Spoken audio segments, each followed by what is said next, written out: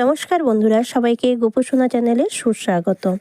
13ই ফাল্গুন 26শে ফেব্রুয়ারি বৃহস্পতিবার রাত্রি 12টা 30 minute 18 second হতে 14ই ফাল্গুন 27শে ফেব্রুয়ারি শুক্রবার রাত্রি 10টা 23 মিনিট 2 সেকেন্ড পর্যন্ত একাদশী তিথি থাকবে। তাই 14ই ফাল্গুন 27শে ফেব্রুয়ারি শুক্রবার গোস্বামী মতে আমলকি একাদশী ব্রত কথা গোস্বামী মতে, আর নিষ্কাম মতে 15ই ফাল্গুন 28শে ফেব্রুয়ারি শনিবার হচ্ছে আমলকি একাদশী নয়, গোবিন্দ দ্বাদশী এবং আমলকি একাদশী নিষ্কাম মতে হচ্ছে শনিবার।